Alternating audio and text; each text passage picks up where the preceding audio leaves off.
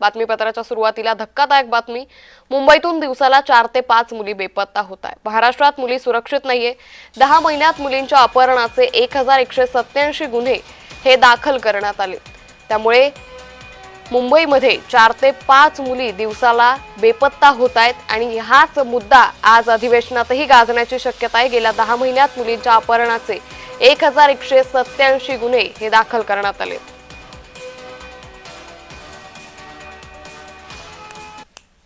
लाडक्या बहिणींच्या संदर्भात फक्त 1,500 रुपयांवरच तुम्ही महिलांना खुश ठेवताय. महिलांवर अत्याचार होत आहेत, महिला पळवल्या जात आहेत, पलायन केलं जात आहे, मुली पळवल्या जात आहेत. त्याच्यावर कधी फडणवीस आणि मिनते बोलत नाही.